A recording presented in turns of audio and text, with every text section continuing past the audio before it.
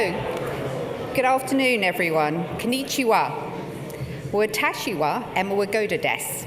I am Emma Wagoda, Head of Asia Pacific at the City of London Corporation, and I will be your MC for today.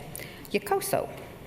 I would like to take this opportunity to thank everyone for coming and taking your time out of your busy schedules to join us at the 9th Tokyo London Financial Seminar. We have a packed afternoon planned. Today's programme includes keynote speeches, a fireside chat, and a panel discussion. Following the seminar, we hope you will join us back in the drawing room for a networking reception. Before the seminar begins, just a couple of housekeeping points. Our speakers will be speaking in English, but if you would prefer to listen in Japanese, please use the interpretation receiver, which hopefully you picked up at the reception. Please set your phone to silent, and note that filming and recording are restricted to staff and press only. Thank you for your cooperation. We are not anticipating a fire alarm, so if you do hear the alarm, please follow the exit signs. Now, to open the seminar, I am delighted to welcome the Right Honourable, the Lord Mayor of London, Alderman Alistair King, who will deliver the opening remarks and a keynote speech. Lord Mayor, please take the stage.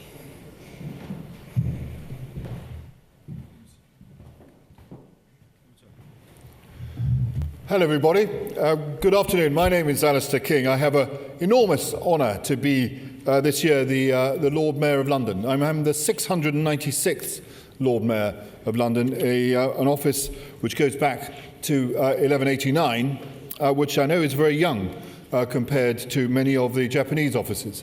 But it's a great honour to be here today. And good afternoon to you all on behalf of the City of London Corporation and the Tokyo Metropolitan Government.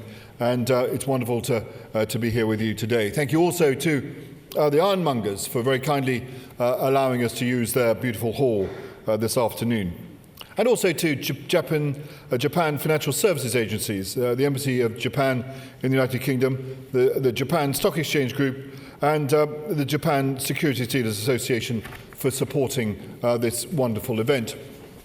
It's a sadness that the Governor of Tokyo, Yuriko Koike, could not be with us here in person, but I look forward to hearing her video message later on today. Welcome to those from the Tokyo Metropolitan Government who have joined us in person, though, here today. Wonderful to see you. First, an introduction to those who aren't familiar with the City of London Corporation. The Corporation is the governing body of the Square Mile, the UK's bustling financial centre.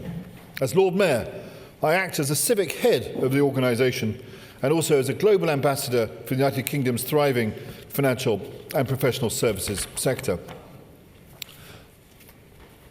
It's wonderful to be this extraordinary global ambassador, and I enjoy it enormously. But I have not yet achieved the viral fame of His Excellency the Ambassador of Japan, who took the internet by storm with videos where he sang the Welsh national anthem recently and sampled Welsh cakes ahead of a visit to Wales. I too have returned from a visit to Wales, but sadly no one wanted to listen to me singing anything. The partners in the G7 and the Comprehensive Progressive Agreement on Trans-Pacific Partnership, Japan and the United Kingdom, we're all together in relation to these important alliances throughout Asia and Europe. And Japan was the first country with that the UK signed a free trade agreement with when we left the European Union. We are thrilled to welcome the Emperor of Japan. We were thrilled to welcome the Emperor of Japan to Guildhall for a banquet in his honour earlier last year. And also, I was very excited to have the opportunity to visit Japan myself in July this year. And I will hope to meet key business people and stakeholders, including Governor Koike, and visit Osaka for the World Expo 2025, which explores the themes of designing future society for our lives. As these visits demonstrate, in addition to the strong ties between the United Kingdom and Japan, there is a deep bond between the City of London Corporation and the Tokyo Metropolitan Government and our respective financial services centres. And this is further evidenced and demonstrated by the brilliant turnout today that we have for the 9th Tokyo London Finance Seminar. The solid Tokyo-London link is reinforced through the signing in December 2017 of a memorandum of understanding between the corporation and the Tokyo Metropolitan Government to support greater interconnectedness between our markets, and we are in the process of refreshing this document. And by regular meetings of the UK-Japan Finance Dialogue and the Financial Regulatory Forum, which took place in London last week and will continue. Around 450 British companies currently have a base in Japan, and more than 1,000 Japanese companies have also set up shop here in the United Kingdom. As these firms have recognised, the UK has a great deal to offer to our Japanese partners. We have very deep capital markets, world-leading professional service expertise, and we provide a gateway for the rest of Europe. London is the world's leading international financial centre for international, traditional and green finance, making it a prime location for investment and for growth.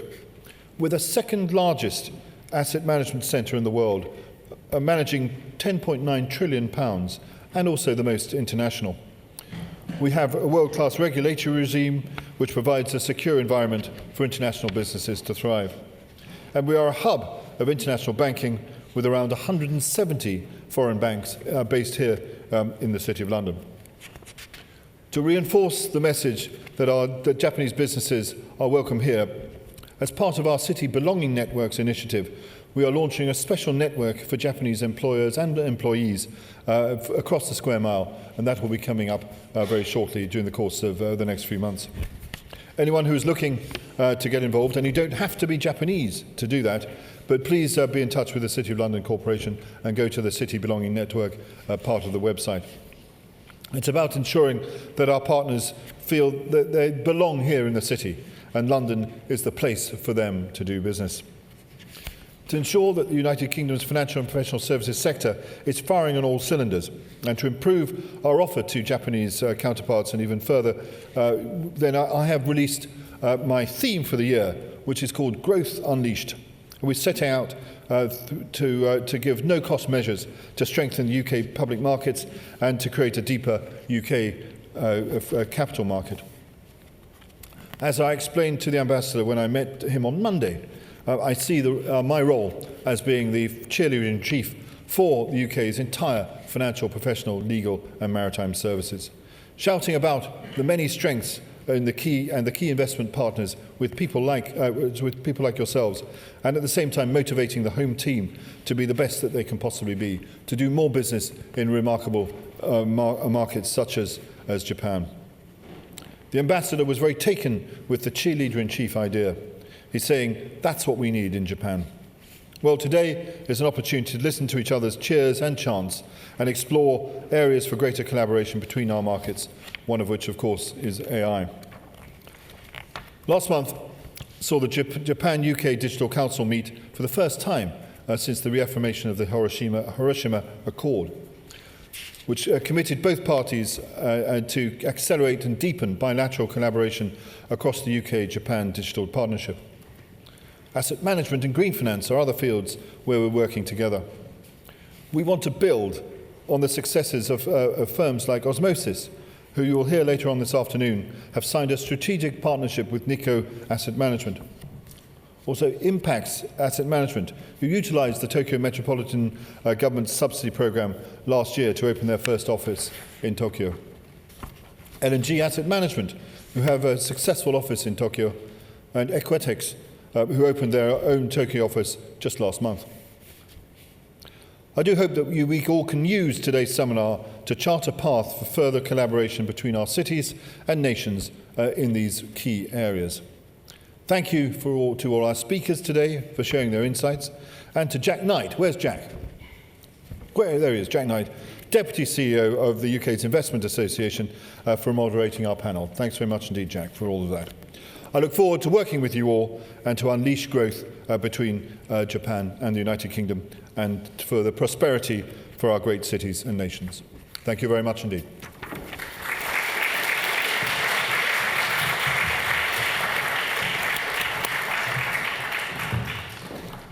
Thank you, Lord Mayor. I'm not sure that you needed the stool that I have to stand on, but anyway. Thank you very much for your remarks. The warmth of the relationship between London and Tokyo is evident, and I know that your visit to Tokyo and Osaka in July is one of the high points of the mayoralty. Now, we have a video message from Ms. Koike Yuriko, Governor of Tokyo. She will deliver her greeting in her role as conference organisers. Hello, everyone. I'm Koike Yuriko, Governor of Tokyo. Lord Mayor King, it is an honor to co-host this seminar with the city again this year. The world is now in the midst of tremendous upheavals. Finance and innovation drive solutions to challenges such as the energy crisis and bring about sustainable growth. Japan has thus launched efforts to become a leading asset management center, designating Tokyo as the special zone for financial and asset management businesses. In close collaboration with the Japanese government, the Japan Exchange Group, and other public and private entities, Tokyo will strive to draw investment to Japan with the goal of becoming Asia's innovation and financial hub. And in Tokyo, we have the Tokyo Innovation Base, which gathers a diversity of players from around the world to give birth to new businesses. And in May this year, we will be holding Sushi Tech Tokyo, one of Asia's largest global startup events. In view of the changes in the social climate and to further deepen cooperation between the City of London and Tokyo, we are now looking into refreshing our MOU. And we look forward to taking further strides forward with all of you. Thank you very much. ありがとうございました。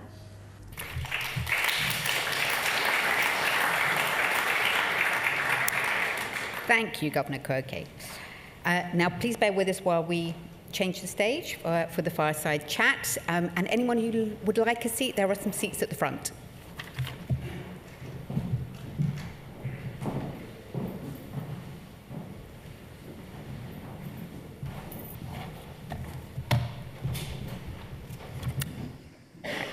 Thank you very much for your patience. We will now continue with the fireside chat. Today's theme is the potential for new UK-Japan cooperation in financial economy, innovation, fintech, and AI. On the stage, we have Mr. Akira Satoshi, Director for Development Division and Chief Sustainable Finance Officer at the JFSA, and Ms. Anna Nyashniadze, Trade and Investment Director at the City of London Corporation. The stage is yours. Thank you very much, Emma. Konnichiwa. Go sanka itadaki arigatou gozaimasu. Thank you for joining us here today, everyone. As Emma mentioned, I'm the Trade Investment Director at the City of London Corporation, and my team and I are very pleased to be partnering with Tokyo Metropolitan Government on this summit. The Lord Mayor very well introduced the role of the corporation, and my team at the corporation is responsible for driving all of our international engagement and facilitating business-to-business links and trade investment flows between the UK and various international countries, and Japan obviously being one of our key partners that we work with. I'm very pleased to be joined today for this discussion by Akira-san. Akira-san is the Director of Strategy Development Division at the Financial Services Agency, but he actually has with him exceptional experience holding various different roles across the Financial Services Agency. He used to be in a Prudential Standards Office, International Affairs Office, Insurance Business Supervision, Planning and Management for Supervisory Bureau, and more recently he was the Deputy Commissioner for International Affairs. And while holding his new role as Director for Strategy Development Division, he's also the Chief Sustainable Finance Officer as well, which is very relevant given the importance of sustainable finance discussions that we will be having today as well. So yokoso, and thank you for joining us. Look, the Governor Koike highlighted very well some of the challenges that the world is currently facing. We talk a lot about high inflation, geopolitical pressures, regulatory challenges, slowdown of the economic growth.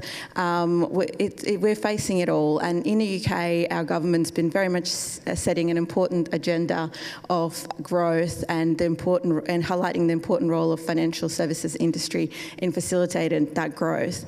Importantly, we can't do it on our own. We have to work with our partners to achieve that, and what better partner for us to work with than Japan and Tokyo on this challenge. So in today's discussion, I'm very pleased to unpack how we can best collaborate, where there's areas of opportunity, what we're already doing, and what we could be doing between London and Tokyo, and importantly, UK and Japan. So one of the areas that I thought we might start with is a conversation about asset management. So we know that the Tokyo Metropolitan Government and the Japanese government have been talking a lot about approaching Japan as a leading asset management centre. There's been a lot of work that's been done, a lot of investment that's been going into this area. And of course, here in the UK, we're very well positioned as one of the leading asset management hubs in the world. So, Akira-san, I'm keen to explore with you, where do you think there might be areas of opportunity for further collaboration? Where do you think we're already doing well? And what are some of the areas we might want to build on in that space? Thank you for that question. Well, first of all, I'd like to thank the City of London and the Tokyo Metropolitan Government for hosting this event, for signifying the potential for collaboration between the UK and the Japan, and also further promoting the actual collaboration in the concrete terms. So, well, certainly, as you may have seen, that certain progress made in Japan in terms of attracting asset management businesses to Japan. Some may call liberation or opening up. But yes, certainly we are very much in a kind of welcoming mode for foreign asset managers to come into the Japanese market. And the reason is, well, some may call it the internationalization of Japanese market, but I would say that the real intent is that making sure that there would be better services provided to the people in Japan in terms of asset management. So it is in that context that, as Governor Koike mentioned in her video message, we designated Tokyo as the special zone for financial and asset management businesses, along with other 3 cities in Japan. And the Japan FSA itself has done a lot of initiative for materializing that entry of facilitating the entry of foreign asset manager into Japan.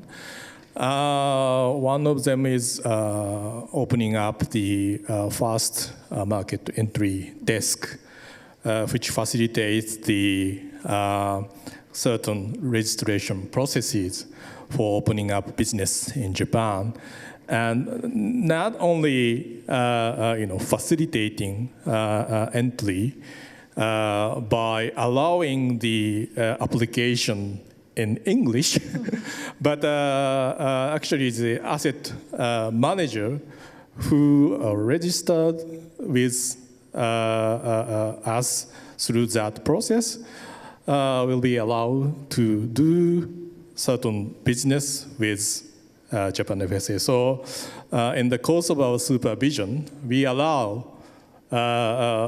communications with us in English.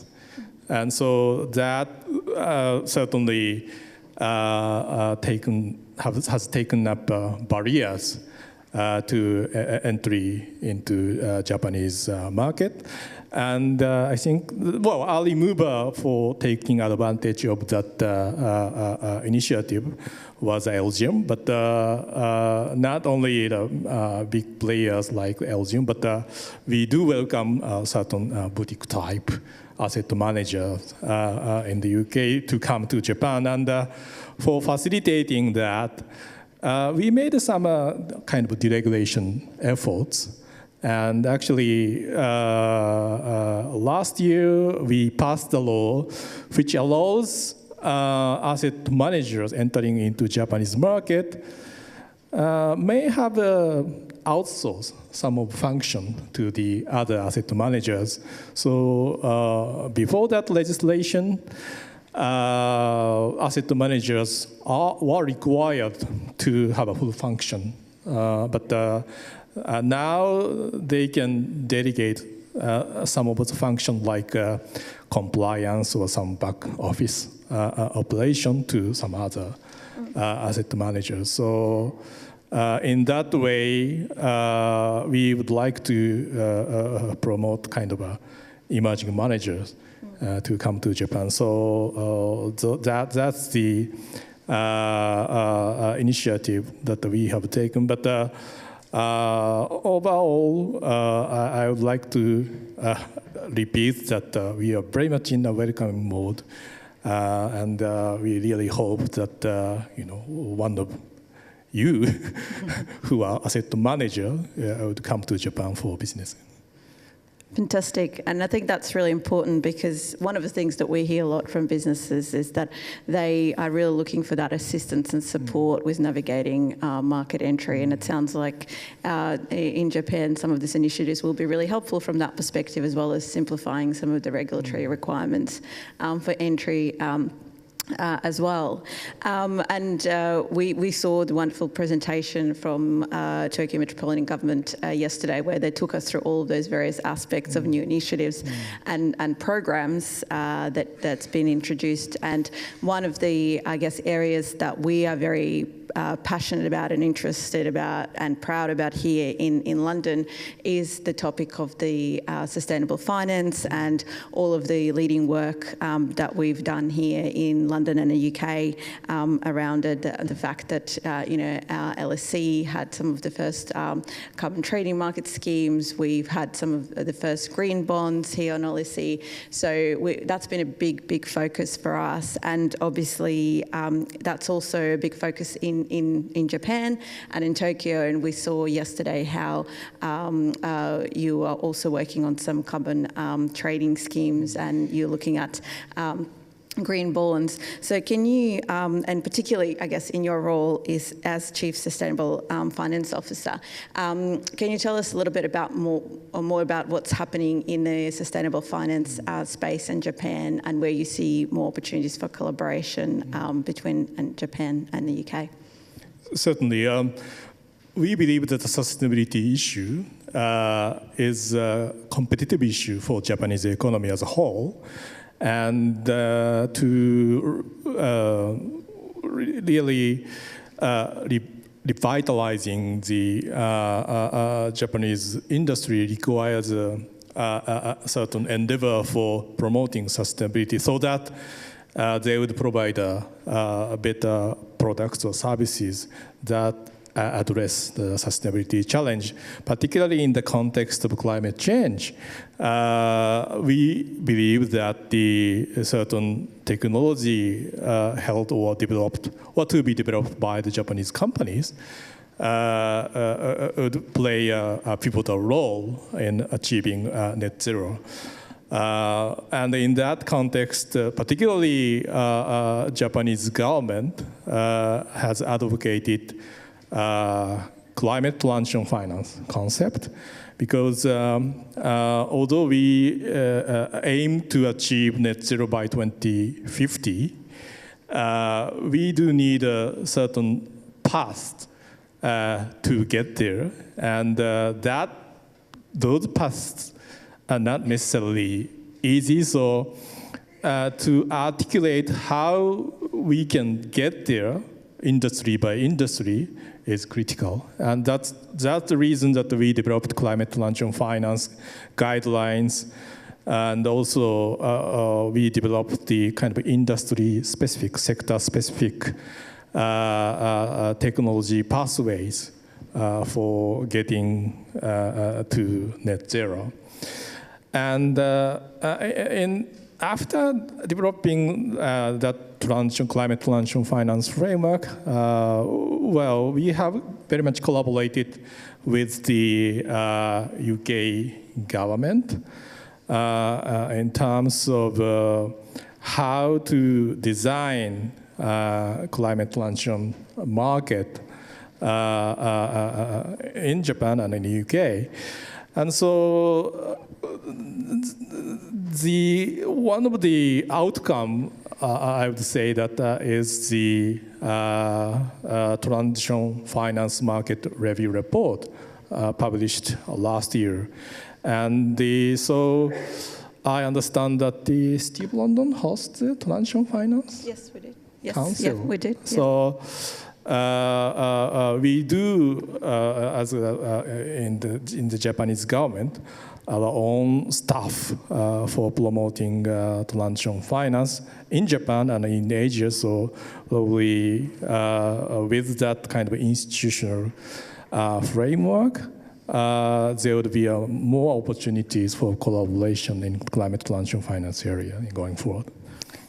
Yes, no, absolutely. And you absolutely rightly pointed out that the UK government, together with the corporation, led a big transitional finance review report with several recommendations and has established the council which will supervise its implementation. And there's definitely a lot of opportunity, I think, for that group to connect with the Japanese government and explore opportunities even further as we look at things through the international lens as well. So we're very much looking forward to engaging with you on that further.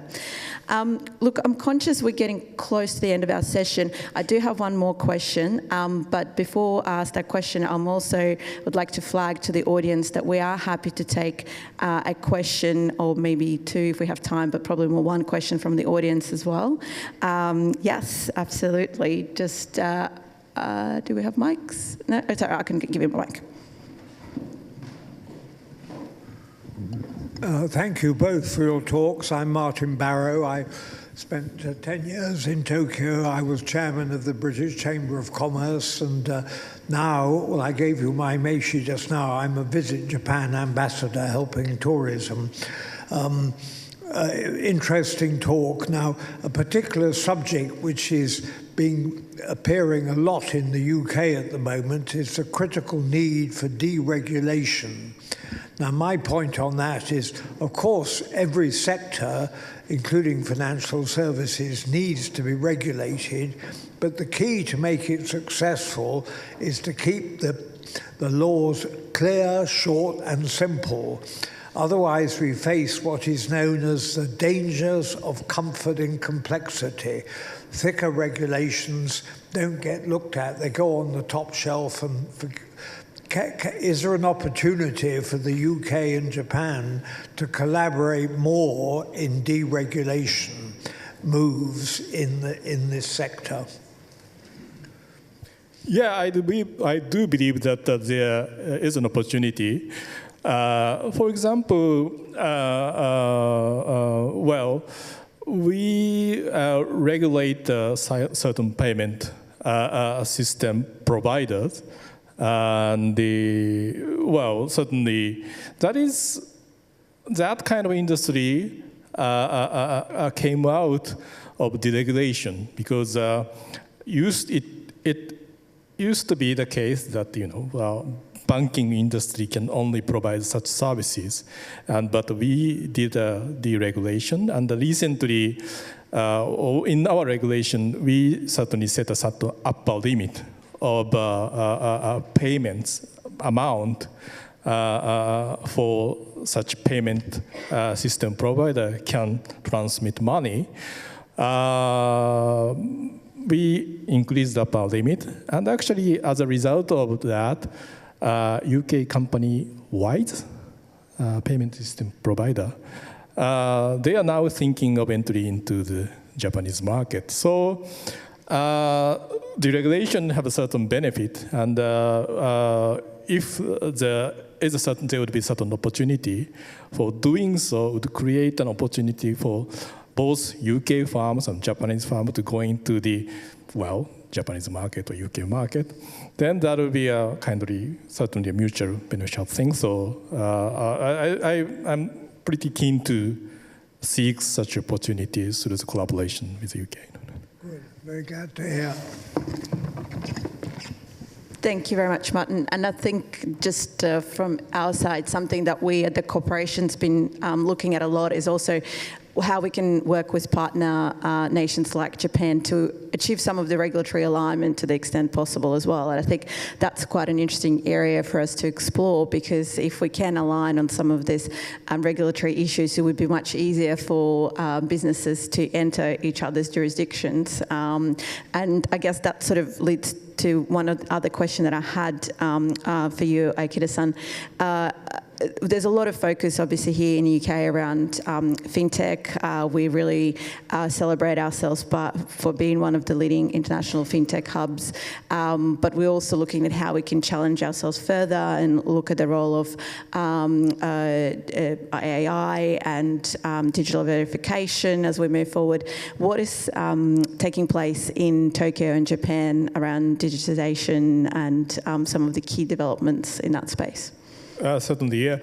Digitalization is one of our strategic priority right now, and so we do hope that there would be more fintech companies operating in Japan for improving the efficiency and efficacy of the financial system in Japan, so that the financial system would provide better service to the people in Japan.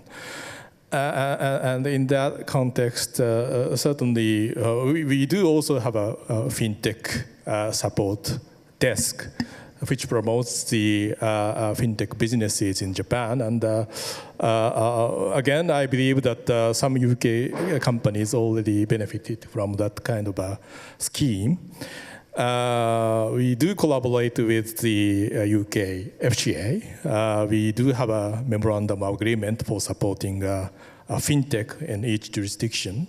And also, we do participate in the UK FCA hosted global Financial Innovation Network, and I personally served as a kind of a jury for the UK FCA Tech Sprint before. So there are many channels of collaboration between UK and Japan, even for promoting fintech and AI thing in the financial industry.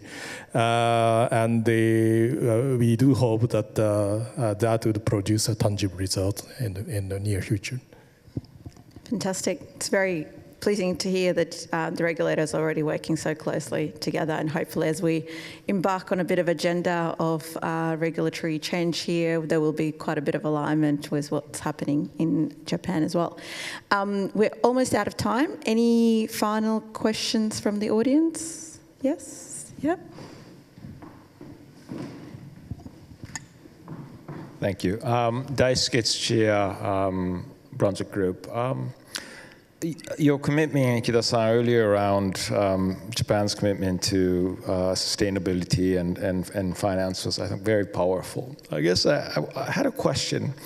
There's a lot of attention recently around a country which isn't in the room, around the US and US financial organizations pulling out from various net zero alliances, etc. And I almost feel it's, there's a lot of doom and gloom around it, but it almost feels like it's an opportunity for Japan and maybe the UK to be taking a lead on this issue. I'd love to hear your views on that. Thanks. Yeah, actually, in this context, the equation is very complex because for facilitating the climate mitigation efforts, certainly incoming regulation on climate change is a certain impetus. So if the US is backing off on that front, that could slow the process of climate mitigation efforts. But at the same time, I would say that the threat of climate change would not disappear despite UK's pulling out of Paris Agreement. So solving that issue is potentially an opportunity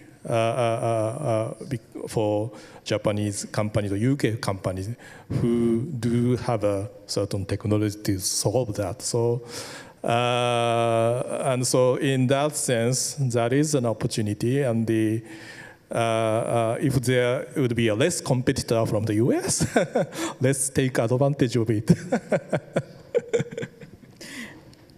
Yes, well, I guess, it's whatever policy has been driven in the US, we've got to be respectful of that, but it still doesn't mean that we have to follow them. And I think there's a great opportunity for UK to work in that space and lead in that space, and in partnership with the likes of Japan. I think the need for net zero and energy transition is not going away. So there's a great opportunity for us all to work together on solving that problem. And I'm sure we'll be talking a lot about that when the Lord Mayor visits Japan later this year. So look, I think we've come to an end. It's been a fantastic conversation. Thank you very much, Akita-san.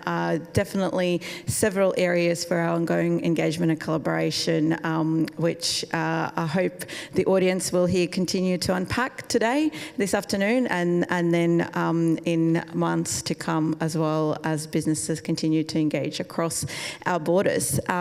So thank you. Arigato gozaimasu. Thank you.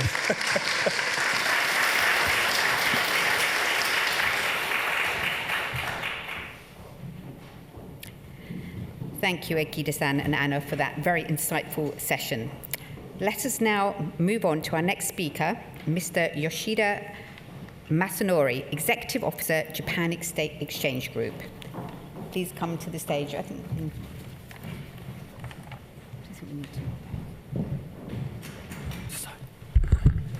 Good afternoon, ladies and gentlemen. This is my such honor and privilege to be here today. And my name is Masanori Yoshida from Japan Exchange Group. Today, I would like to talk a little bit about the recent development in the Japanese capital market and the efforts that JPX, Tokyo Stock Exchange in particular, is making in recent years. So the quick overview. As you can see, the Japanese capital market has been performing very well in both topics, and Nikkei 225 recorded the highest level in the years. And some economic backgrounds.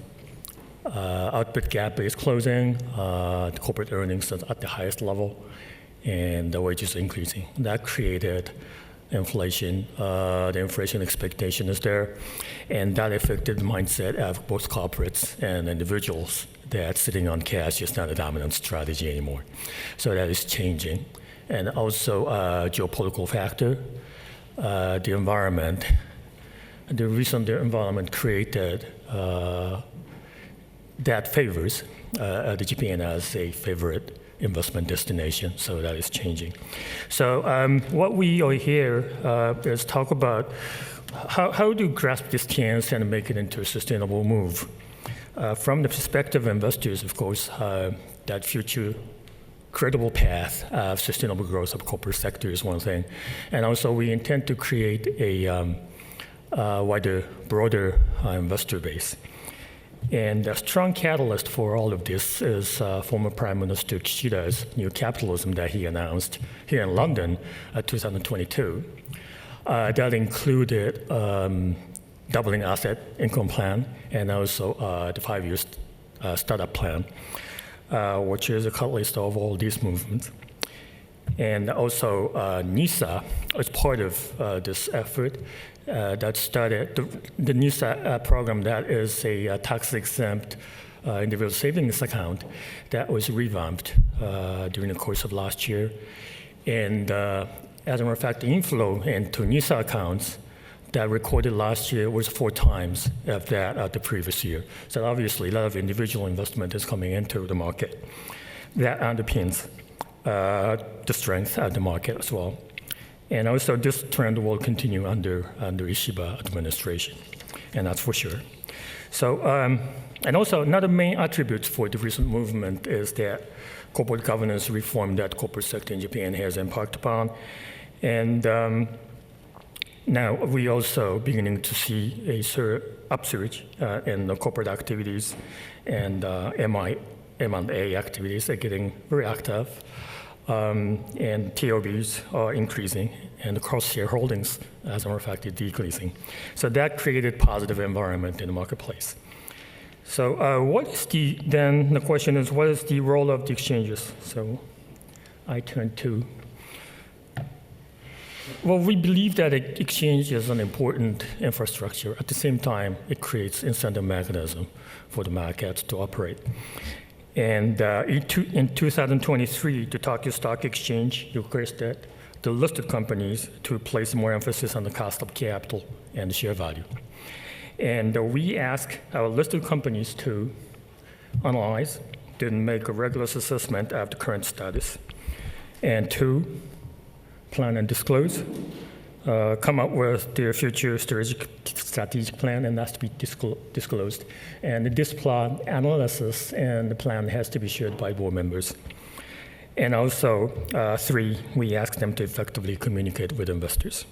So this 3-tier approach is there.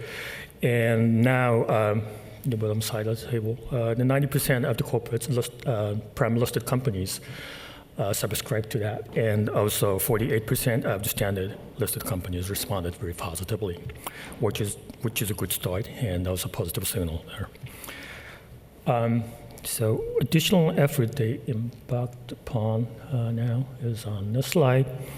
So in January last year, we started publishing a list of companies that responded positively to our request, and we update the status of listed companies every month. Also, we published investor feedbacks and some of the good practice starting in February last year, and we continue to monitor the status. In addition, just last year, November, we provided examples of those disclosure material that falls short of the expectations of investors, so which is some bad examples you shouldn't follow. So this is kind of entire name and shame scheme that we embarked upon. Also, on the bottom side of the chart, says that starting this year, this April, English disclosure, financial statement, and the timely disclosure information is going to be mandated for prime listed companies. And here, it's worth mentioning that the FinCity Tokyo, this cooperation between Tokyo Metropolitan Government and FinCity Tokyo and the Japan Exchange Group, that extends English translation, IL communication support to relatively small companies that is called Disclosure G Project. And I'd like to highlight on that. Now, I would like to turn on the second, another slide. That's the second topic that I would like to talk about today. So in an effort to broaden the investor base and provide a variety of products, we have been strengthening the lineup of ETFs. And currently there are 340 ETFs listed in the Tokyo Stock Exchange. And the coverage extends from Japanese stocks and bonds, foreign stocks and bonds, REITs, and some thematic ETFs, and the ETFs that are centered around concept of geographical presentation. So the whole different varieties of ETF products. So investors can do the strategic investment decisions using those instruments. And we also committed to developing the market further and adding new products that includes active ETFs, and also we are improving the service of our RFQ platform called something called Connector. So now we also talk about some scheme that incentivize for the listed companies to move forward in this agenda of the growth of corporate sector. So we also plan to improve the TOPIX, our index, further. The first phase of improvement focusing on market cap is already complete, and now we're entering the second phase.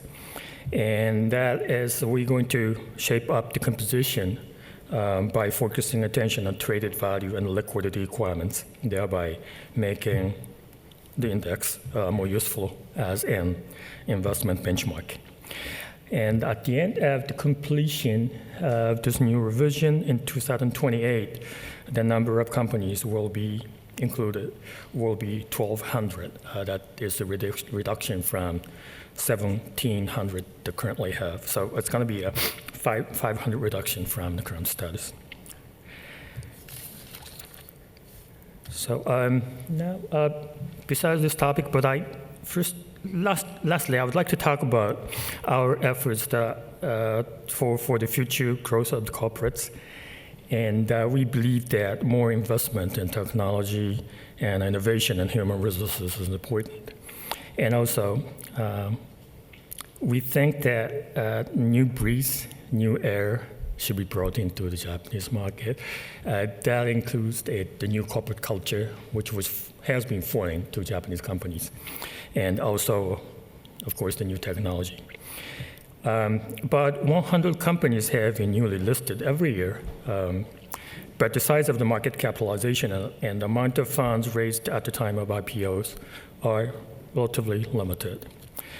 So as a part of our efforts to play a key role in this ecosystem to support the startups' growth, we established Tokyo Stock Exchange Asia Startup Hub program, and we stand ready to provide all the tools in areas of legal process, disclosures, and the publicity work and IR activities.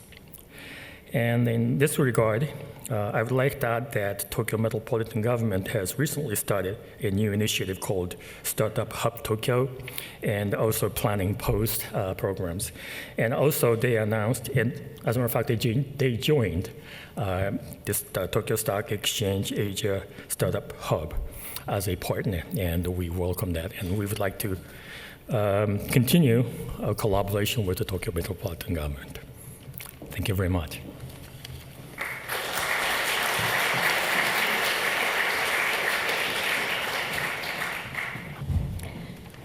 Thank you very much. Please bear with us while the stage is prepared.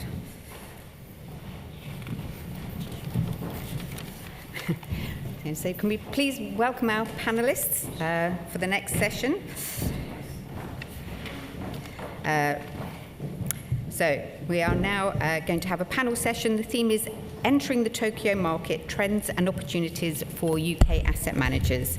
So we have Jack Knight, Deputy Chief Executive of the Investment Association, Tomoko Kenny, Head of Japan Business in Europe for Brown Brothers Harriman, Stephen Johnson, Managing Director, L&G Asset Management, and Mr. Ben Deere, CEO of Osmosis Investment Management. Jack, the panel is yours. Thank you, Emma. Good afternoon, everybody. Thank you for that kind introduction. And welcome to this panel taking place in this august hall this afternoon, sitting as it does within the Barbican. Always find that quite incongruous. But anyway, I'm delighted to welcome our practitioner panel of asset managers this afternoon, who all have interesting but quite varying experience of the Japanese market that we're going to get their insights from. It's been fascinating to hear so far from our august speakers from the JFSA, from the Japanese Stock Exchange, and of course from the Lord Mayor and Governor Koike of Tokyo. So we're in very august company this afternoon. Emma has briefly introduced the panel. I'm not going to introduce them again. I'm going to let them introduce themselves to tell you a bit about who they are and how they've arrived on the stage here to talk about the asset management relationship between the UK and Japan, as well as their company. And then we'll get stuck into some questions. So if I can start off with you, please could you introduce yourself and then tell us a little bit about Brown Brothers Harriman and how you work. Thank you very much. I'm Tomoko Kenny. I'm working for Brown Brothers Harriman, which is asset servicing entity taking care of asset held by the asset management company. Yes, I came to UK actually a quarter century ago. Wow, some of you might be surprised. My admission essay to the business school was my intention to learn from City of London.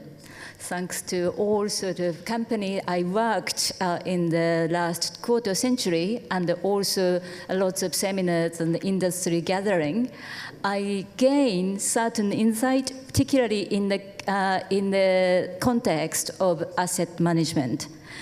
Currently, we are serving the offshore funds, meaning the UK, European, and the Cayman and the Japanese domiciled funds on behalf of asset management company. So today I'd be really delighted to bring some of my experience in the context of working for asset managers. Thank you. Thank you. Do you mind just saying a tiny bit about Brown Brothers Harriman and what they're doing? Oh, right, yes. I am a head of our Japan business in Brown Brothers Harriman. We take care of Japan business, incoming Japan business, some Japanese asset manager to establish some footprint in UK and vice versa for Western manager who'd like to actually enter the Japanese market. Thank you. Thank you very much. Ben. Yeah, hello, good afternoon. My name's Ben Deer. I'm the founder and CEO of Osmosis Investment Management. We are an environmentally focused, systematic, quantitative equity manager. We manage now about $18 billion with a global client base, of which Asia, and specifically Japan, accounts for about 10% of our asset base now, which is a rather recent development. We entered the Japanese market through a quasi-joint venture partnership agreement with Nikko Sumitomo in January of last year. Very intriguing, interesting, and slightly comical journey actually to arrive at that relationship, and I'll just touch on that very quickly. We always viewed Asia as an opportunity for the firm, but obviously not having huge scale. When we first started looking at Asia, it's very hard to establish a footprint in a foreign nation. There are regulatory hurdles and capital requirements that make it very challenging from a firm of our size, not relative obviously to a firm of Legal & General size who took a different approach to us. But we've been trying to push on the doors of Japanese pension funds for a few years and not getting very far. And one night I was sitting in my hotel in New York and I got a phone call from a consultancy group based out of New York who said, "You've just popped up on our system with a 5-year track record as having one of the best performing global equity, environmentally focused funds, and we want to include you in a shortlist to go forward for a huge mandate based out of Japan. Would you be interested?" And I'm never one to turn down assets, so I said, "Of course." And he said, "Well, there are 2 conditions. Firstly, you need to have a regulatory overlay within the region, and secondly, you need to be able to service that domestically once you've won the mandate. So, and just to compound that, you need all that done in 4 weeks." So having been pushing on doors for 4 years, we were given 4 weeks to find a partner. And the first thing I did is I called up some advisors, and they all said, "It's never going to happen. The Japanese just take forever to make decisions." And I said, "Oh, well, that's what you don't know can't hurt you." So I got on the phone and I found 5 institutions based in Tokyo and spoke to their heads of departments. And by the Thursday, I was there on the Monday, by the Thursday we had 3 come back and say, we want to do business with you. We see this as a great opportunity. I so happen to be close to one of the board members of Sumitomo, and they expressed an interest in not just acting in a relationship capacity, but through a more structural relationship by taking some equity in the firm. And that's the decision that we went down, and that closed last year. So I think that the Japanese market for us, I just love Tokyo, basically. Even if we didn't run money, we'd still be going there. But the Japanese market, with the regulatory changes that are happening, and the fact that we're environmentally focused, and I was very pleased to hear one of the previous panel speakers allude to their commitment from the question from the gentleman there regarding obligations to Paris and net zero. And obviously the elephant in the room isn't in the room, it's currently sitting in the White House. And it was great to see that further commitment being given because, as we know, politics is transitory, but the climate is permanent. So we hope to be able to offer our solutions into the Japanese market in scale moving forward. Thank you, Ben. Stephen, can I ask you to introduce yourself and LGIM as they are in Japan? Okay, so there's a bit of confusion I have to clear up first. So we were the asset management company formerly known as LGIM. We are transitioning. Very sorry. And we are moving towards L&G asset management, not a problem at all. And actually, so when Ikeda-san was talking about the fast tracking of regulatory licenses, we were the first. Thank you very much.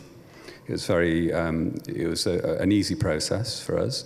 So Jack wanted this a bit personal. So my background is in the 1980s, I was one of those kids that went to, as a consequence of the Parker Report. I don't know if anyone in this room remembers that, or the Hayter Report before that.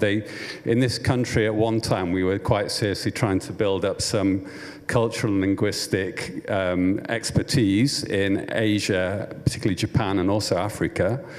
Now, I'm not saying I became expert, but I was lucky enough to benefit from that. And through that government support at the time, and then also the support of the private sector and the city, I managed to wing 9 years at university, which was the best achievement of my life, the best time I've ever had. And then consequently, in the city, I found a job, which was astonishing at the time, because I had no understanding, some say I still don't, of the financial system. But I spent my life doing Japanese things. So I spent 20 years on the sell side, working for investment banks, and I'd come to places like this and eat the rubber chicken and the poached salmon and listen to NTT Docomo privatization talks 20 years ago. And then in the last 10 years, actually last 7 years, I've been at Legal & General. Legal & General have only been in Japan since 2017. Thank you very much.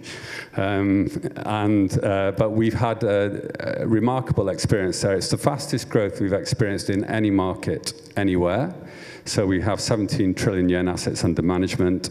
There's a large amount of passive benchmark stuff, but there's also, we've got active fixed income, infrastructure equity, we're doing ventures now. So we've really, we've got intellectual property businesses as well. So we're really finding that market a very attractive one. And I'd say that what we've learned in Japan personally is it's a market you have to approach, assuming that there are already, several hundred players already in it, you probably have to go in with a slightly different approach and try and be as creative as you can be and play to your strengths. And maybe that's what we're going to talk about next.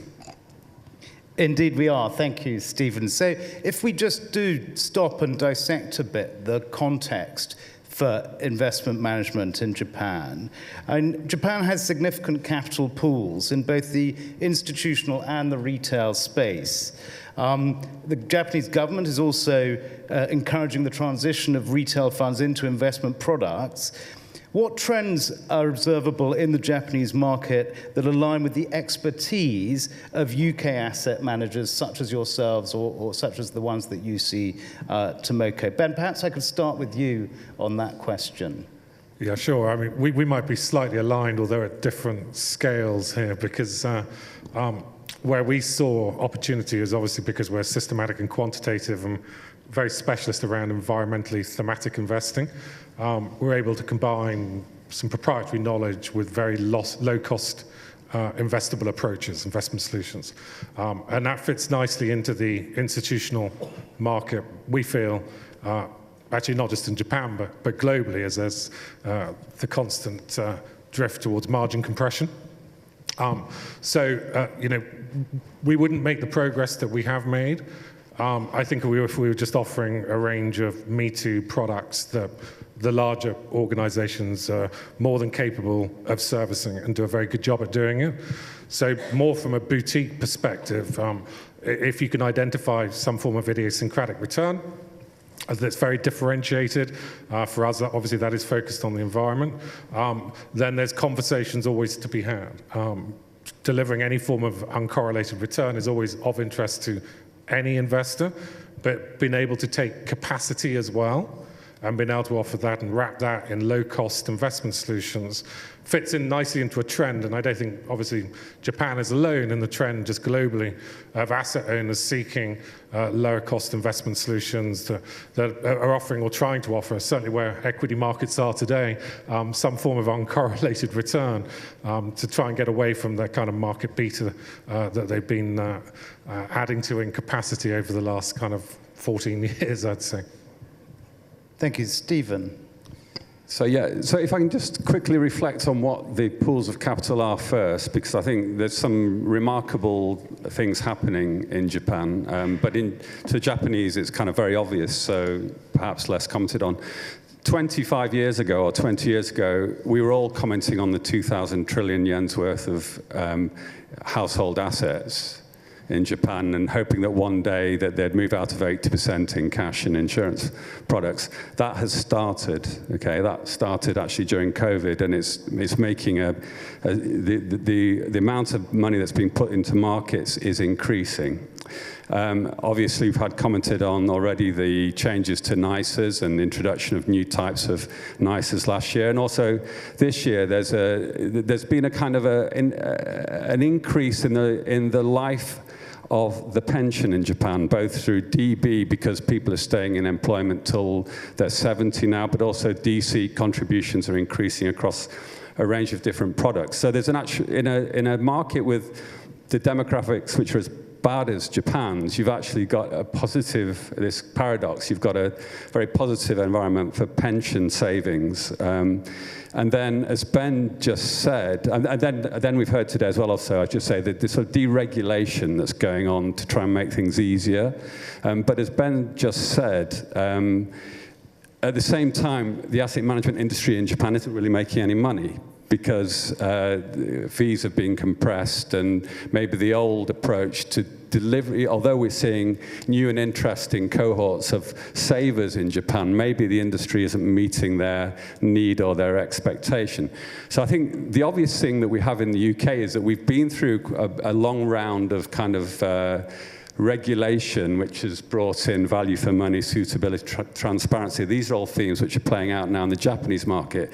So we have first-hand experience. If you're a successful player in the UK in, say, DC, you're probably going to have a good view on what needs to happen, the way the regulation is going to go in Japan, and how you can play your business into that opportunity. There's also, again, this is echoing, sorry, Ben, just what you're saying, but market's gone up a lot. But what's been happening is although the stock market's very strong, a lot of the money's been going out of Japan, right? So through these NISAs, there's a lot of the savings they are going into US funds in particular, like everybody. And so Japanese financial groups, which have been able to unwind their own cross-holdings and have money now to invest, are looking for ways to obtain international capability and expertise. Ben is a good case in point, but that's being played out more widely. Most large financial institutions have got emerging manager programs, so they're looking for partners to work with.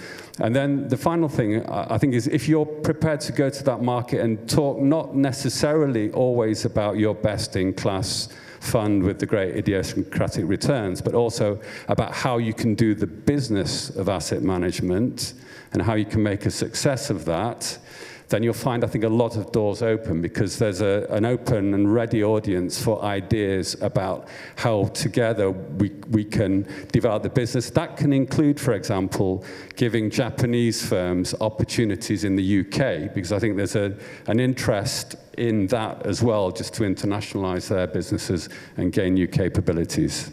Well, that's the perfect point to bring in Tomoko, because you help firms do exactly that, come from Japan to the UK as well as vice versa. Perhaps you could just give your perspective on what those opportunities are as you see them with your clients.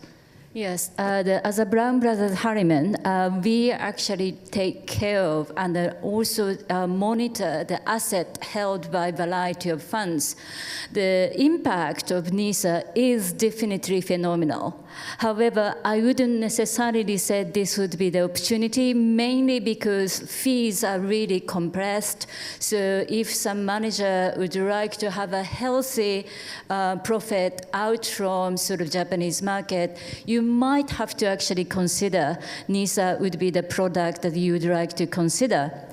However, I'd like to actually just look into the deep dive of the NISA, the attractiveness of the NISA, as compared to the pension contributions. NISA is a copy of the ISA of the UK, and the current annual contribution is 18,000 GBP equivalent in Japan, which is an exact match to the UK ISA. On the other hand, the pension annual contribution allowance in UK, we have 60,000, unless actually just have a huge top income earner. Japan's pension contribution, if you are using the employees' pension contributions, annual tax allowance is only 4,000 to 5,000 GBP equivalent. Even if you use the DC or some other sort of insurance means, tax allowance limit is very small. So in that regard, if Japanese residents would like to actually just seek some tax-effective solutions, NISA might be one of the superior solutions in a sense. And also in the long term, if one individual, just a casual NISA account holder, maximize their annual contribution limit and continue to actually invest for 10 years, they could accumulate their capital to nearly 200,000.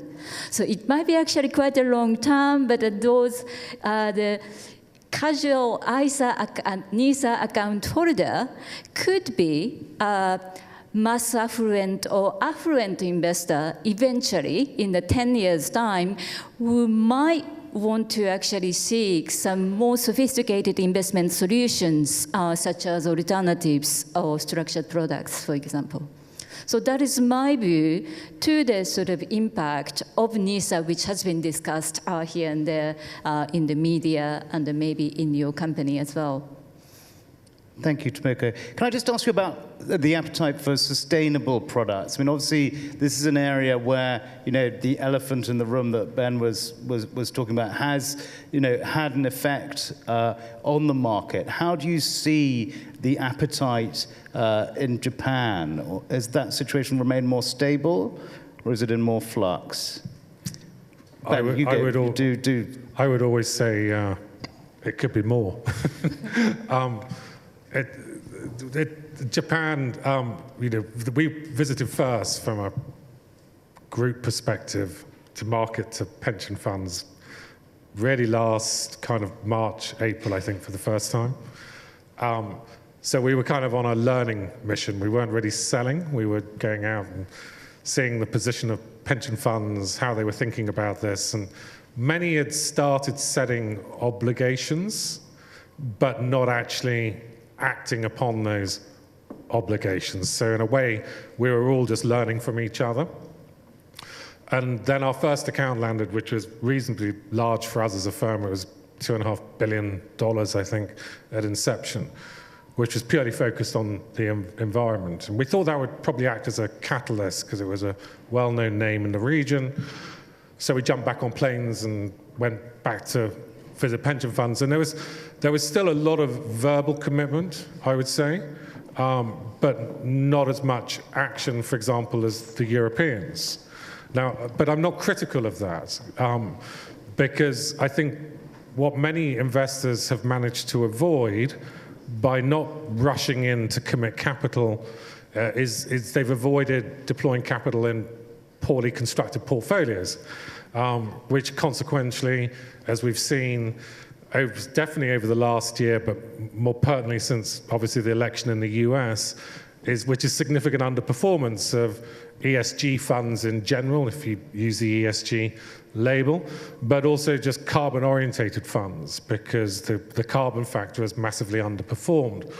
And whenever there's any negative performance on a persistent level in portfolios, it makes a manager reflect, learn from those mistakes and try to correct them to offer the next generation of products.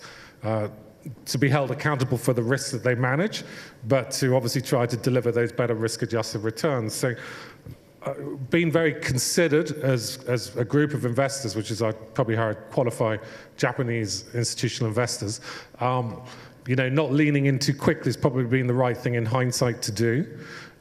Frustrating for me, obviously, because we'd like to raise more money more quickly.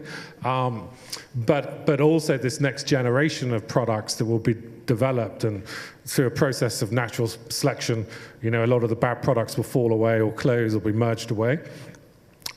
You'll see the next generation, what we call kind of now Generation 3 of financial products come out. And as we get closer to 2050, and these obligations will need to be met if governments adhere to what they've put forth so far, then there'll be a compression.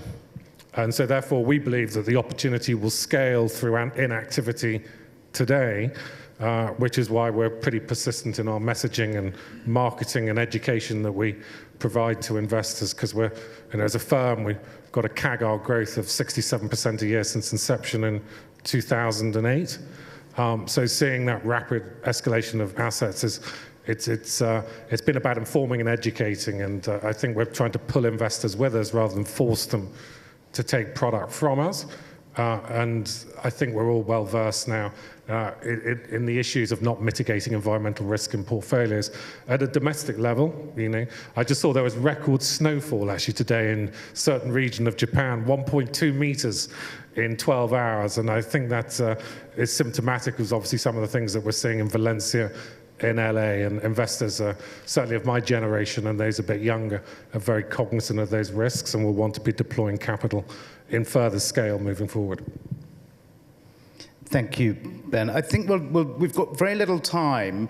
I'm going to ask one more question of the panel, and then I think we might have a minute or so at the end for a question from the audience, if any of you got anything burning. But actually, the question I wanted to ask was slightly similar to the last one asked of the FSA speaker, which is, despite the significant polarization in the geopolitical environment, and Governor Koike referred to upheavals, and I'm sure we all know what those are, the UK and Japan share a lot of common ground.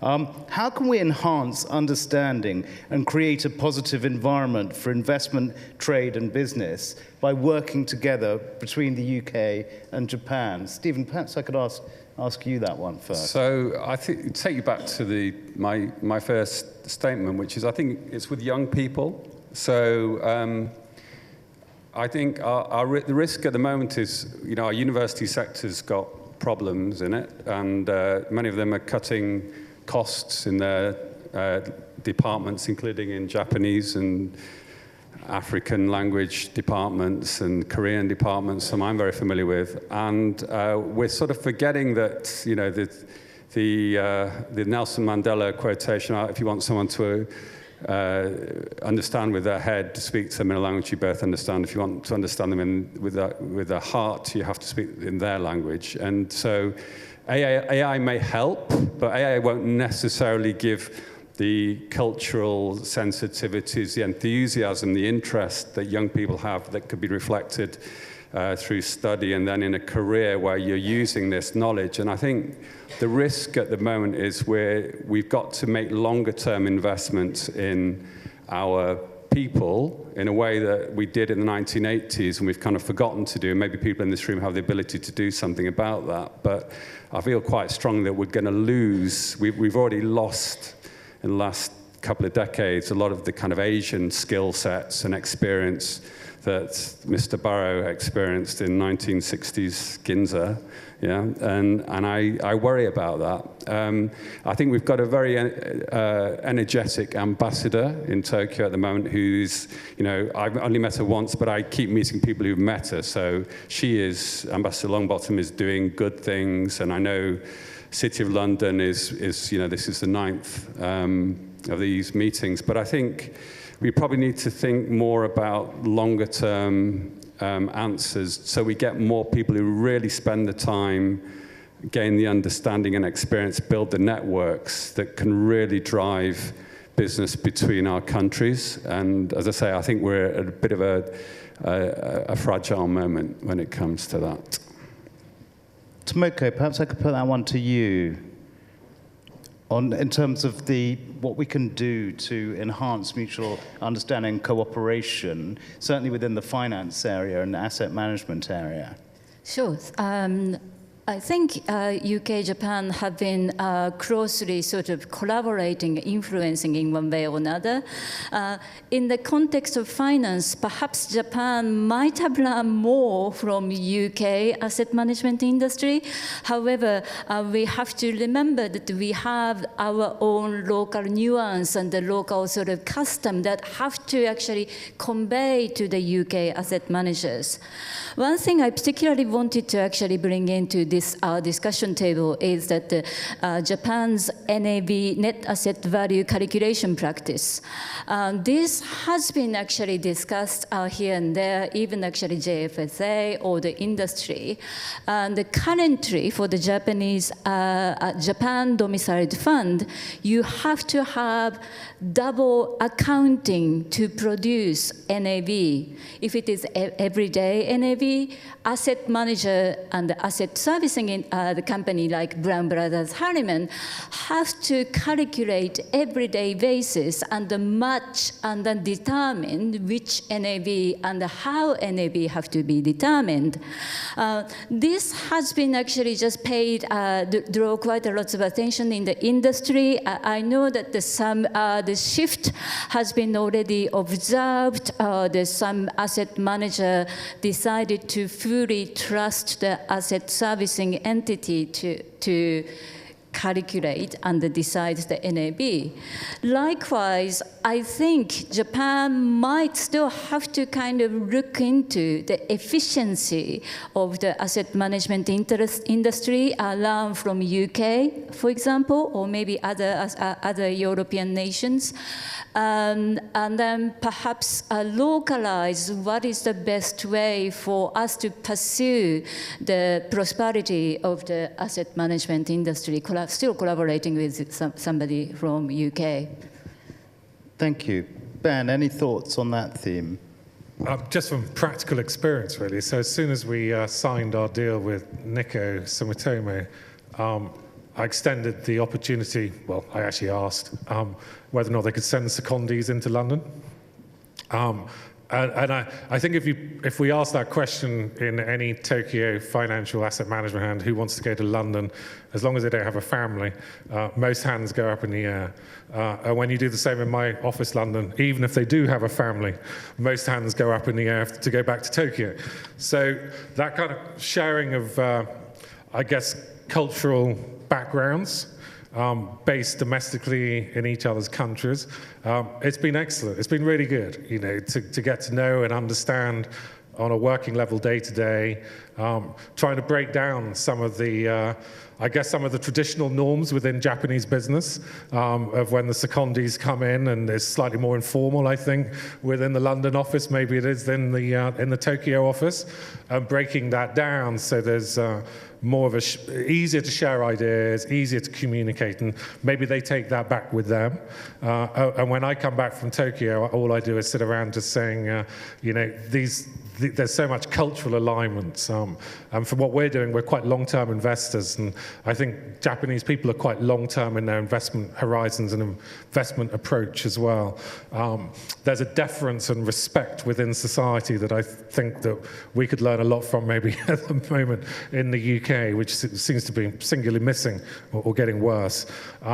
So the more people we can bring over and the more people we can put back over there as we scale and grow our firm, I think that would be fantastic. And just to add to that, the biggest challenge for us for bringing secondis, which I think Emma, you helped with, didn't you? Was the British government obviously being behind this geographical partnership between Japan and the UK. The thing we found most impossible to do was to get visas. We had people working for us in London who were almost going to be thrown out of the country, and we were trying to bring in these Japanese secondis at the same time. So I appreciate the help that your organisation gave to get me the contacts that I needed to get those visas approved. But if we're really trying to make these things happen, we need to oil the wheels so it's not just rhetoric, it is easy to put into process. So thank you for doing that. Thank you. Well, we've come to the end of our official slot, and I didn't see any hands go up, so it really is last chance saloon if anyone did have a burning question. Otherwise, I'm going to hand back the floor to Emma, but only after thanking our superb panel, Tomoko, Ben, and Stephen, and if you could give them a round of applause. Thank you very much.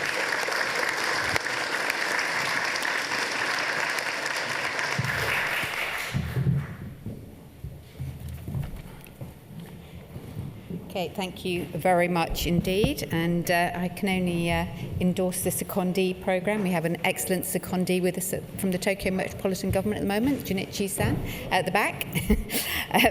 Yes, please bear with us while I have a last change of the stage. Thank you. Right. Now I'm delighted to invite Mr. Yoshimura Kechi, Director General, Office for Startup and Global Financial City Strategy, lost my teeth, Tokyo Metropolitan Government, who will deliver his speech. Thank you, Mr. Yoshimura. Good afternoon, everyone. I'm Yoshimura Keiichi, Director General of the Office for Startup and Global Financial City Strategy from Tokyo Metropolitan Government. I would like to thank you all for this opportunity to speak here.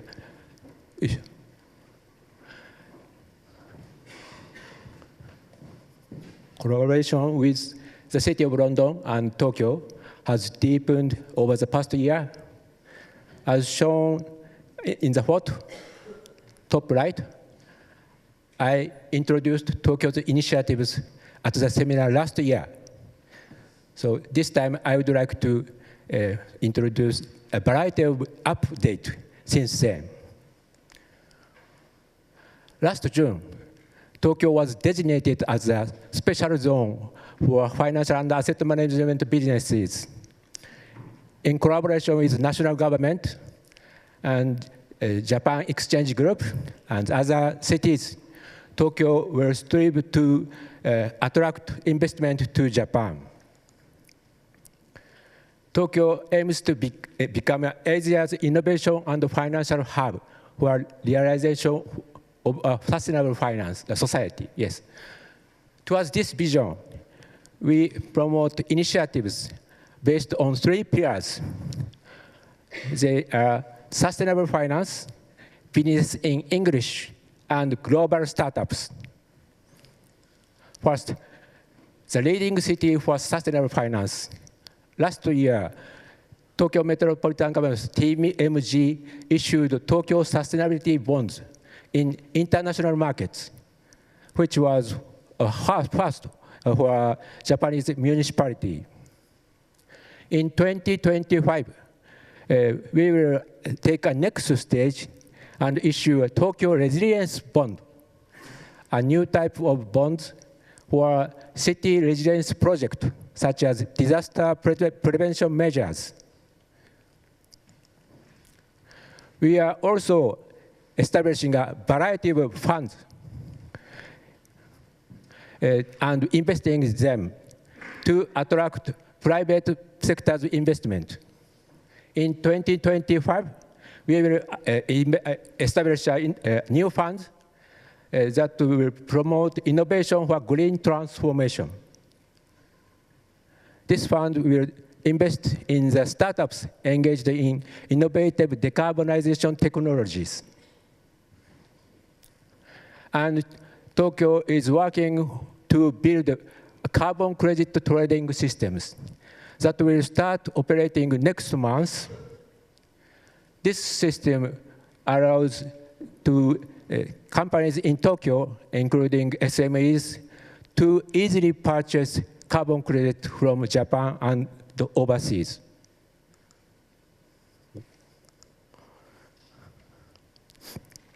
Second, Tokyo has established an environment for business in English.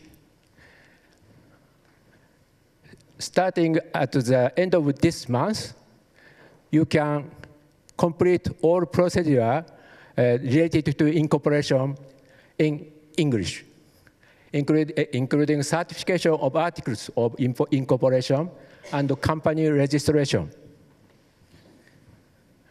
And starting in April, the Tokyo Stock Exchange will require English disclosure for companies in its prime market. Tokyo Metropolitan Government also promotes the AI-based translation to support companies. And we will also provide free English consultation that covers business and lifestyle issues. We also offer financial support for entering Tokyo. Our subsidy programs cover the cost required for preparation and establishment of an office and business expansion.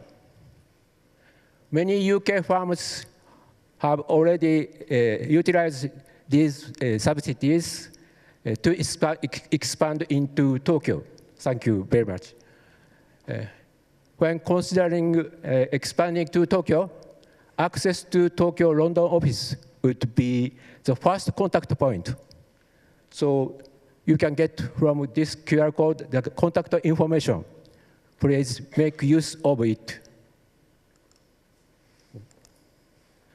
Third, Tokyo is becoming a city where global startups are born. And we have two major initiatives. Already, Governor Koike said. First is Tokyo Innovation Base, TIB. TIB is a large-scale global hub aiming to become a node for innovation around the world. TIB had its first anniversary last November, attracted 100,000 visitors in 1 year.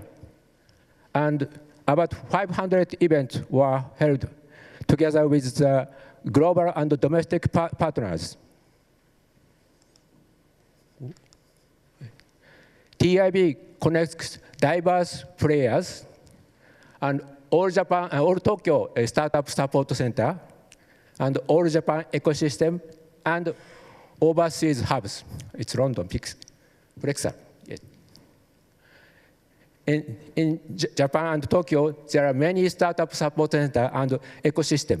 This ecosystem is now getting together, connected to each other, and are now creating a big ecosystem. TIB will become this node. TIB has stage, room, lounge, and salon for startups and ecosystem players to organize events, share ideas, and working together. Fab is hardware prototyping space, and shop is test marketing space. And Conscious is ready for business consultation in English. Foreign companies can ask for free consultation to start business in Tokyo. Next initiative is Sushi Tech Tokyo. Governor Koike said, it sounds very tasty, but it's not a food show. It's a global innovation conference. Sushi Tech stands for Sustainable High City Tech, aiming to create a sustainable city through cutting-edge high technology. It's a world common challenge, sustainable. Yes.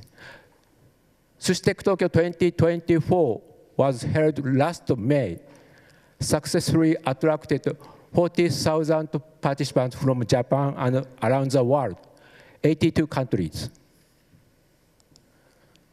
And more than 400 startups exhibited. 60% were from overseas, and more than 3,000 business meetings were held. Many UK startups exhibit. Thank you very much. Next Sushi will be held on May 8th to 10th this year. We'll have special programs for investors and venture capitals to provide business opportunities with various players, including large corporations and corporate venture capitals. So please come to Japan, save the date. Registration is from this QR code. Now, special early bird ticket.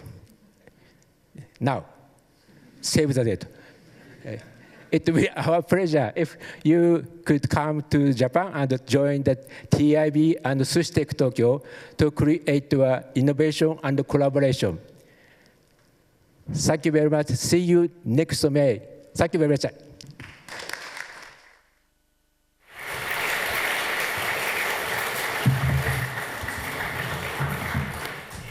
Thank you, Yoshimura-san. It's always a pleasure to hear your presentation. Next, I am delighted to invite His Excellency, Mr. Suzuki Hiroshi, Ambassador Extraordinary and Plenipotentiary of Japan to the United Kingdom, to the stage for some closing remarks. Ambassador.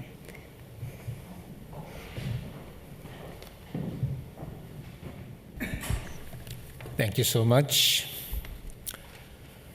Lord Mayor, in absentia, distinguished speakers and panelists, and ladies and gentlemen, and my friends. It is my great pleasure to be here today. Let me first express my heartfelt appreciation to Governor Koike and the Tokyo Metropolitan Government, as well as to Lord Mayor and the City of London Corporation for organizing this very timely event. I think today, this afternoon, you have heard so many speakers and panelists and presentations. So by now, you have more than enough substance, more than enough contents to really look at Tokyo as next destination of your investment. So to try to avoid as much duplication, let me also supplement a few points, because Tokyo has so many other things to offer than has been presented. For example, Tokyo is delicious. Following up on the presentation just done now, sushi. It's not just sushi tech, but there are so many sushi restaurants, and they don't even have Michelin stars, but those are the best ones and affordable ones, because Tokyo has Toyosu, and Toyosu, as you know, is the central fish market. So nobody can beat Toyosu. So if you have a chance to visit Tokyo, please include visit to Toyosu to have best sushi in the world. And of course, best sake can accompany best sushi. So who can beat that? Now, if you are too busy to go to Toyosu, then maybe you can find a local ramen restaurant. And there are countless delicious ramen restaurants in Tokyo. And of course, Tokyo is not just delicious. Tokyo is also fun. So if you are visiting just on a business trip, then you can enjoy, countless anime programs for free because they're on Japanese TV. So if you are an anime fan or if your children are anime fan, this is a great time. And also, if you have time to explore some, downtown Tokyo. Tokyo is also fun. You can have traditional aspects. If you go to Shibamata, you may be able to meet Tora-san from, Japanese traditional movie series. So these are related benefits or elements of attraction you may find. Tokyo is delicious, Tokyo is fun, and Tokyo is enjoyable. And of course, I think today's presentations and speakers, panelists, were all pointing at one direction, which is Tokyo is a bargain. It's the best place to invest. So today, Japan and the UK are increasingly important global strategic partners, and the financial services sector plays a major part. For example, for the first half of 2024, last year, financial services accounted for more than a quarter of the total trading services between Japan and the UK.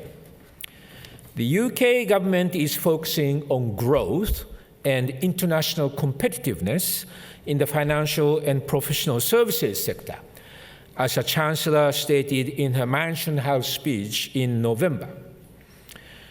Japan is also focusing on growth. Prime Minister Kishida started a major promotion to make Japan a leading asset management center. And we have seen some positive developments, including the highest level of wage growth in 33 years, and nominal Japanese GDP surpassing 600 trillion yen, or approximately 3 trillion pounds. 3 trillion pounds. Prime Minister Ishiba is determined to continue this momentum. He has made it a major pillar of his economic policy to attract investment from both domestic and overseas investors. And not just going to Tokyo, but also investment going to the local regions. A particular notable event this year is World Expo 2025, Osaka Kansai. Sorry, Tokyo. Which will be inaugurated in April, starting April the 13th. Lord Mayor is planning to lead a high-level delegation to visit Tokyo and Osaka and visit Expo.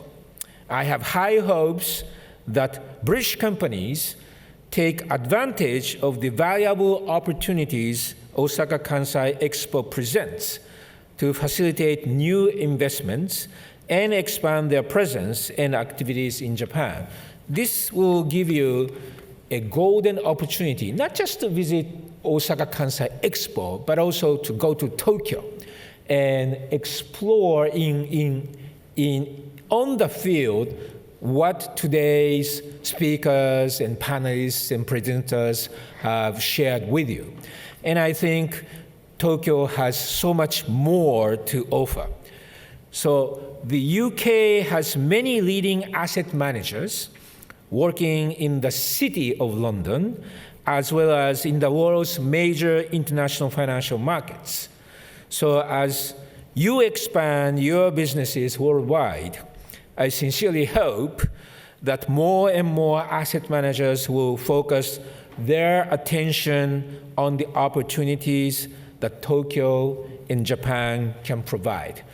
Please remember, Tokyo is delicious, Tokyo is fun, and Tokyo is a bargain. Thank you so much.